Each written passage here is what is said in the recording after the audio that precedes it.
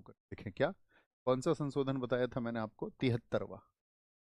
बताइए 73वां संशोधन जो है वो किस तिथि को लागू हुआ था, अप्लाई कब हुआ था? 73rd constitutional amendment 1992, 1992। ये साथी आपका किससे संबंधित है? पंचायती राज से। पंचायती राज से आप सबको पता होना चाहिए, ये दोनों के दोनों जो संशोधन है ये है तो 1992 के, लेकिन लागू कब हुए थे? तो हम कहेंगे 24 अप्रैल 1993 को, यानी अगले वर्ष लागू हुआ। इसीलिए 24 अप्रैल मैंने आपको बताया था कि उस दिन हम मनाते हैं पंचायती राज दिवस, ठीक है। नेशनल पंचायती राज डे उसी दिन मनाया जाता है। और साथ में मुझे बताएं फिर आप, यहाँ पर जो 74वां संविधान संशोधन है वो किस दिन लागू होना मैंने आपको बताया था, जो कि हमारा नगर पालिकाओं से संबंधित था, तो आप कहेंगे वो 1 जून 1993 को लागू, ठीक है, 1 जून 1993 को लागू हुआ। ओके, क्या बोलेंगे जी यहाँ पर? अब बात करते हैं जो पंचायती राज है उसकी संरचना मैंने आपको कैसी बताई थी, बताएं जरा। पंचायती राज जो है उसकी संरचना यानी कि स्ट्रक्चर, पंचायती राज का जो स्ट्रक्चर है वो कैसा है? त्रिस्तरीय है। त्रिस्तरीय यानी एक 3 टियर सिस्टम है यहाँ पर, त्रिस्तरीय आप उसको कहेंगे, 3 टियर। लेकिन साथ में प्यारे दोस्त एक बात लिखना है इसमें, नॉट मैंडेटरी, यानी कि अनिवार्य नहीं है कि वो त्रिस्तरीय ही होगा हमेशा। त्रिस्तरीय पर एक बात लिख लेना, ये जो त्रिस्तरीय है ये अनिवार्य नहीं है, नॉट मैंडेटरी, अनिवार्य नहीं।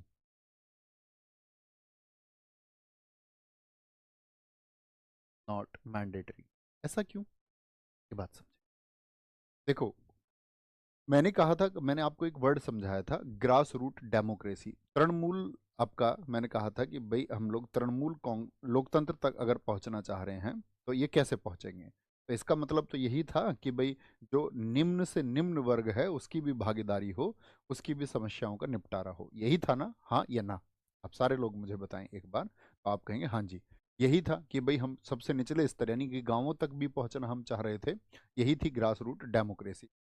अब अगर मान के चलिए आपकी, जब जैसे यूपी को हम सोचें तो यूपी में जो जनसंख्या है वो है 20 करोड़, तो इतनी बड़ी पॉपुलेशन है और इतनी सारी जनता में निम्नतम वर्ग तक हमें जाना पड़ेगा, तो उसके लिए कुछ लेवल चाहिए पहुंचने के, कि भाई जिला स्तर होगा, फिर एक ब्लॉक लेवल पर होगा, डिस्ट्रिक्ट लेवल पर, ब्लॉक लेवल और फिर विलेज लेवल पर होगा। लेकिन आप ऐसे भी स्टेट के बारे में सोचिए जहाँ की जनसंख्या बहुत कम है। जैसे मैं आपसे एक प्रश्न पूछूं, 2011 की जनगणना में भारत के किस राज्य की जनसंख्या सबसे कम है? तो आप सब लोगों का उत्तर क्या आएगा? अगर हम राज्य की बात करेंगे तो सिक्किम उत्तर आना चाहिए आप सबका, कि सबसे कम जनसंख्या जो है वो सिक्किम की थी। कितनी जनसंख्या थी सिक्किम की? सिक्किम की जनसंख्या थी 6 लाख, ठीक है। तो यहाँ पर एक शर्त बताई भी, अगर उस पूरे स्टेट में 6 लाख ही लोग रहते हैं, पूरे राज्य में 6 लाख, यूपी में 20 करोड़ लोग रहते हैं लगभग, ठीक है, 2011 के अनुसार, तो 6 लाख लोगों पर बहुत सारे स्तर बनाने की जरूरत नहीं है। एक शीर्ष बॉडी हो जाए और एक ग्राम स्तर पर काम करने वाली संस्था हो जाए, ब्लॉक की जरूरत ही नहीं है, यानी कि जो मध्य स्तर है, जो आपका मिडिल लेवल है, उसकी आवश्यकता ही नहीं है। बात समझ पा रहे हैं मैं क्या कहना चाह रहा हूँ? मिडिल लेवल की आवश्यकता नहीं, यानी कि कम जनसंख्या है तो वहां उतने लेवल बनाने की जरूरत नहीं, यानी कि अनिवार्य नहीं है। तो अनिवार्य नहीं है, इसके लिए क्या शर्त बनाएगी, लिख लेना, 20 लाख से कम जनसंख्या पर, 20 लाख से कम जनसंख्या पर, जनसंख्या अगर 20 लाख से कम जनसंख्या, कम जनसंख्या पर मध्य स्तर, मध्य मध्य स्तर अनिवार्य नहीं है, मध्य स्तर अनिवार्य नहीं है। क्या स्टैंडर्ड हो गया इसका? 20 लाख, ये दिमाग में रखना है, अनिवार्य नहीं है, यानी कि middle level is not necessary, middle middle level is not not necessary, ठीक है, not necessary for population, population less than 20 lakhs, less than 20 lakhs, ठीक है भाई साहब, आसान सी बात है। 20 लाख में कितने मिलियन होते हैं जरा मुझे बताएं? तो यही क्वेश्चन जो है आपका पूछा गया था CHSL एग्जाम में 2018 में, जब मैंने इसके बारे में रिसर्च किया तो क्वेश्चन बड़ा अच्छा था। क्वेश्चन ये था कि आपका पंचायती राज त्रिस्तरीय होता है, यानी 3 स्तर उसमें होते हैं, एक शीर्ष पर, एक मध्य में, एक सबसे निम्न में। तो उसमें पूछा गया था क्वेश्चन कि कितनी जनसंख्या पर आपका मध्य स्तर अनिवार्य नहीं है, तो क्या होगा। तो इसको वहां पे जो ऑप्शन थे, मैं इसलिए मिलियन का जिक्र करना चाहता हूँ आपसे, क्योंकि वहां पर जो ऑप्शन थे वो आपका लाख में नहीं थे, ना करोड़ में थे। तो वहां पर जो ऑप्शन थे वो मिलियन में थे। तो आपको पता होना चाहिए हमेशा, क्योंकि यहाँ पर लाख में बात जब हो तो आप समझ जाना 10 लाख का मतलब क्या होता है, 1 मिलियन होता है। क्या होता है? 1 मिलियन। और एक लेटर से आप उसे दिखाना चाहते हैं तो कैपिटल M बना सकते हैं, 1M। क्या बना सकते हैं उसको? 1M। ओके। तो 2 लाख कितना, 20 लाख कितना हो जाएगा? 2 मिलियन हो जाएगा। यानी कि 2 मिलियन से कम है आप, जैसे 2 मिलियन से कम के, मैंने कुछ स्टेट आपका नाम ले रहा था मैं, सिक्किम। ऐसे ही मैं आपको बता सकता हूँ, जैसे 2011 के सेंसस की बात करते हैं हम, नागालैंड था। नागालैंड अभी तो ज़्यादा पे पहुंच गया होगा, लेकिन 2011 में नागालैंड की जनसंख्या जो थी वो आपका 19 लाख थी। ठीक है, 19 एल बना लीजिए, 19 लाख थी। जैसे अभी तो ज़्यादा हो जाएंगी अगली जनगणना में। जैसे गोवा की हम बात करें, 14 लाख थी। गोवा के बराबर ही अरुणाचल प्रदेश की थी, अरुणाचल प्रदेश। ठीक है, बहुत सारे स्टेट है। जैसे आपका मिजोरम, मिजोरम की जनसंख्या जो है वो 11-12 लाख थी। ठीक है, सिक्किम की 6 लाख थी। सिक्किम सबसे अच्छा उदाहरण बन जाएगा इसका, क्योंकि सिक्किम में तो आगे चल के भी आपका उतनी जनसंख्या नहीं होगी। बात समझ में आई? तो वहां पर त्रिस्तरीय होनी जरूरी नहीं है। अब त्रिस्तरीय की बात हम करते हैं तो ध्यान से देखना, कौन से 3 स्तर थे। पहला स्तर कौन सा बताया था हमने आपको? जिला स्तर। जिला स्तर, ठीक है, जो हमारा डिस्ट्रिक्ट लेवल होगा। District level, district level. तो जिला स्तर पर क्या होती है? जिला पंचायत। क्या होगी? जिला पंचायत। ठीक है, हर एक जिले में, हर एक जिले में। जैसे मैं आपसे पूछूं भारत में कितने जिले हैं, आप मुझे बताइए लगभग। अब देखो, जिला पंचायत या ये त्रिस्तरीय जो है, ठीक है, अब मैं तीनों ही लिख देता हूँ तब हम इसको और अच्छा समझ पाएंगे। एक तो जिला स्तर पर जिला पंचायत हो गई, एक खंड स्तर जिसको हमने मध्य स्तर भी कहा। मध्य स्तर ये हर जगह हो अनिवार्य नहीं है। मध्य स्तर पर जो होती है वो होती है आपकी खंड पंचायत। खंड पंचायत, ऐसे मत समझना, खंड को ऐसे भी लिखा जा सकता है और ऐसे भी लिखा जा सकता है, दोनों शुद्ध हैं। खंड पंचायत, या इसको हम बोलते हैं आपका पंचायत समिति। पंचायत समिति, ध्यान से समझना भी। हाँ? तीसरा जो स्तर होता है वो होता है ग्राम स्तर। ग्राम स्तर, और ग्राम स्तर पर होती है हमारी ग्राम पंचायत, विलेज पंचायत जिसको हम कहते हैं। और यहाँ पर क्या हो गया, ये ब्लॉक लेवल हो गया। ब्लॉक लेवल क्या हो गया? ये ब्लॉक लेवल। नोट कर लीजिए फिर अच्छे से समझे। ब्लॉक लेवल, मिडिल लेवल मैंने आपको बता दिया। इसको क्या बोल देंगे हम? बोल सकते हैं ब्लॉक पंचायत। ब्लॉक पंचायत, ठीक है? और ये क्या है? ये विलेज लेवल हो गया। विलेज लेवल पर जो है वो विलेज पंचायत। अब समझना है, देखो जितनी समझ आपकी है उसी हिसाब से लेके चलते हैं और शीर्षक उसको समझेंगे। आप में से कितने लोग गांव में निवास करते हैं? जरा पोल क्रिएट करना है एक, और अच्छा समझ में आएगा और मैं भी समझ पाऊंगा आपको किस तरह से चीज़ें मुझे समझानी है। लिखना विलेज और सिटी।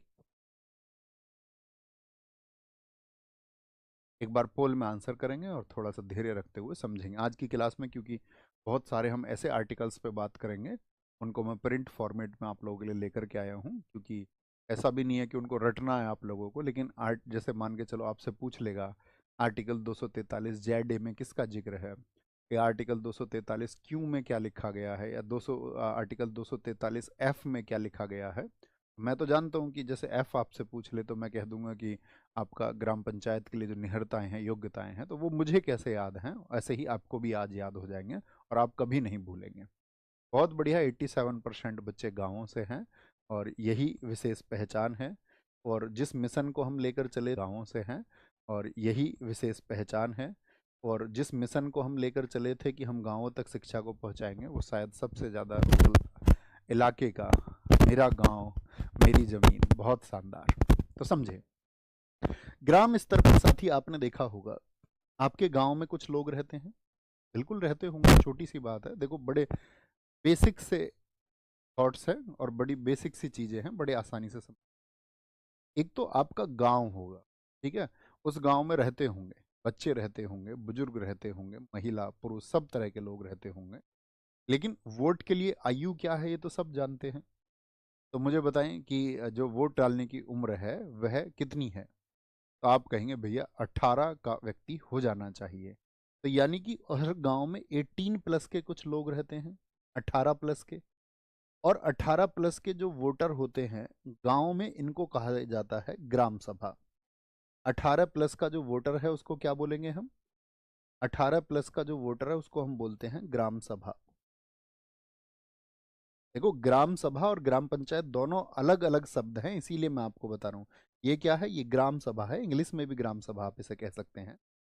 तो 18 प्लस। और अगर मैं बात करूं गांव की कुल आबादी में, उसमें तो भैया 5 वर्ष का बच्चा भी है, 4 वर्ष का, 6 वर्ष का, 8 वर्ष का, सभी उसमें शामिल हैं। तो ये ग्राम सभा के जो लोग हैं आपका, ये वोट डालेंगे। 18 प्लस का ही तो वोट डालेगा। तो जब ये वोट डालेंगे तो इनके द्वारा वोट डाली गई जो संख्या है उससे कोई ना कोई तो चुनाव जीतेगा। जैसे मैंने कहा था, बेशक से ना चाहने वाले लोग ज़्यादा हों, लेकिन सबसे ज़्यादा जिसको वोट मिल जाएंगे, एफपीपीएस प्रणाली मैंने आपको समझाई थी। एक बार आप थम्स अप करके मुझे बताएं कि हाँ आप बहुत अच्छे से समझते हैं एफपीपीएस। बेशक से आपका, जैसे मैंने आपसे फिर से जिक्र करूं, मैंने कहा था किसी चुनाव में अगर 5 लोग चुनाव में, आपका ग्राम प्रधान के चुनाव में उपस्थित हैं और इनके लिए मतदान, इनके लिए 20% हुआ है, इनके लिए 10% हुआ है, इनके लिए भी 10% हुआ है, इनके लिए भी आपका 20% मतदान हुआ है, तो और इनके लिए 40 हुआ है, तो जीत किसकी होगी? विजेत कौन होंगे? तो आप कहेंगे 40। तो यस कहने वाले 40 थे यानी इनके पक्ष में, लेकिन ना चाहने वाले भी कितने थे? तो आप कहेंगे 60% लोग ऐसे भी थे गांव में जो चाहते थे कि ये प्रधान ना बने, तभी तो उन्होंने इनके पक्ष में वोट नहीं किया। लेकिन फिर भी आप क्या कहेंगे? यही एफपीपीएस प्रणाली है, अर्थात सबसे ज्यादा वोट जिसको मिले। ठीक है, बात क्लियर है ना? क्या कुछ साथी वॉइस का लिख रहे हैं? देखना जरा। Hello hello hello. आप क्यों नहीं बता रहे हैं? कहा कि सबसे ज्यादा वोट यही एफपीपीएस। ग्राम का प्रधान कौन बनेगा? ए, बी या एफ? एफ तो हो गया ग्राम प्रधान, ठीक है। तो ये ग्राम पंचायत क्या? देखो ग्राम पंचायत, जैसे कि आपके गांव में जनसंख्या होगी वोट डालने वाली। जैसे मैं अपने गांव से, हमारे गांव में क्या जो है 14 1400 लोग हैं, वोट मतदाता में, ठीक है? आबादी की बात नहीं कर, मतदाता की बात। 1400 लोग वोट डाल। यहाँ पर अगर हम बात करें, आप क्या, मैंने कहा आपसे कि फिर ये तो प्रधान हो गया, एफ कौन हो गया प्रधान? ग्राम पंचायत कौन? 1400 साथी अलग अलग वार्डों में भी बांट दिया जाए, छोटे छोटे क्या हो जाते हैं? वार्ड। क्या बढ़ जाएंगे? जैसे किसी गांव में आप मान 9 वार्ड हो गए, 11 हो गए। आवाज में अभी भी दिक्कत है जी? Thank you thank you thank you. ठीक है जी, वापस आएंगे जी। तो मैंने आपको बताया कि प्रत्येक गांव को क्या होता है कि कुछ वार्ड में भी बांट दिया जाता है। एक मेंबर भी सेलेक्ट होता है यहाँ से, एक मेंबर यहाँ से सेलेक्ट होता है, एक मेंबर यहाँ से सेलेक्ट होता है, एक मेंबर यहाँ से सेलेक्ट होता है, ठीक है। और ये लोग क्या करते हैं, फिर जो मेंबर हैं, कोई इतना बड़ा रोल नहीं होता। बस क्या होता है कि ये कई बार सलाह देते हैं, कई बार जब बुलाया जाता है मेंबर्स को गांव में कि भाई आप इस वार्ड से मेंबर बने थे, तो उन सब के लिए एक अंतिम सहमति चाहिए होती कि प्रधान के साथ में, ठीक है, एक बहुमत रूप का होता है कि भाई आपका, जैसे मान के चलो कि कहीं पर आपका 10 मेंबर हैं, तो वहाँ पर क्या हो जाएगा, 6 की सहमति होनी चाहिए प्रधान के साथ में किसी काम के लिए। तो वो क्या होता है, उससे किसी धन के दुरुपयोग की रोक हो जाती है कि भाई पैसे का अपव्यय ना हो जाए, प्रधान गांव के पैसे को ऐसे ही खर्च ना कर दे। तो आप कहेंगे नहीं भैया वो तो होता है। तो दरअसल में वो लोग अवेयरनेस की कमी होती है कि किसी व्यक्ति को, बुजुर्ग को खड़ा होकर गांव में क्या करते हैं, वो लोग आपका वार्ड मेंबर बना देते हैं और उनको अपने राजनीतिक अधिकार या उनके बारे में जानकारी नहीं होती, तो वो उनकी सहमति करते हैं प्रधान की कि भाई हाँ ठीक है, जो ये कर रहे हैं वही सही है। ठीक है, बात क्लियर है? मैंने क्या बताया? गांव है आपका, उस गांव में ऐसे लोग जो 18 प्लस के हैं और साथ में पंजीकृत मतदाता हैं जो वोट डालते हैं। ऐसा नहीं अब मान के चलो वो 22 साल का हो गया और उसने अपनी वोट ही नहीं बनवाई है, वो ये कहता मैं तो वोट ही नहीं